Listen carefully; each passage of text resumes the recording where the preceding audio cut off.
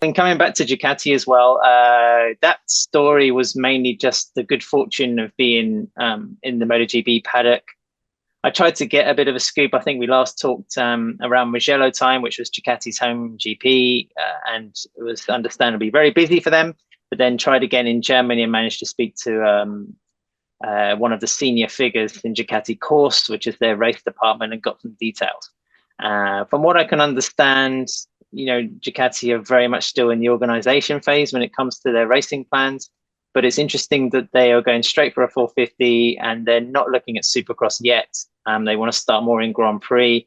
Perhaps that's just from their experience, using their European base like they've done quite emphatically in MotoGP and World Superbike, where they're both reigning champions this year.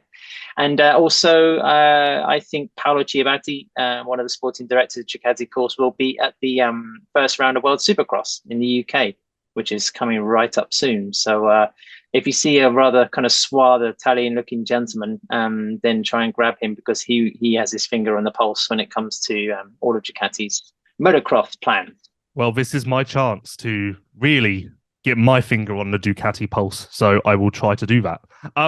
Do you feel like Ducati look favorably upon you because they're like, oh, you're a motocross guy, you may have some knowledge that helps us? Like, do you feel like you're being slowly drafted into the Ducati fold a little more?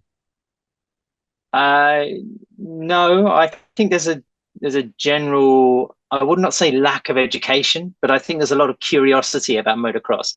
Don't forget that Ducati is not this massive, humongous factory that's selling millions of bikes around the world. I think they sold something like 60,000 motorcycles in 2022. They're like a luxury exotic brand. So I think, the motocross program is not designed to take on the might of the Japanese or to try and hack away a large percentage of KTM's market share.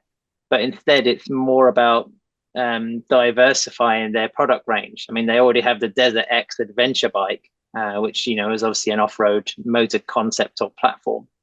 And now they're looking to go racing. I think the most puzzling thing associated with the Ducati project is their motives for going into MXGP.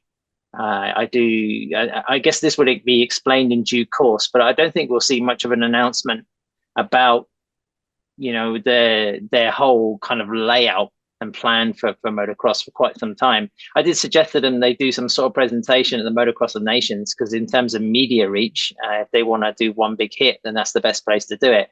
And that's where Triumph did it, of course, at Redbud last year. But yeah, there's some interesting times. And I was speaking with quite a prominent an agent, actually, in Germany in the paddock 2 weeks ago.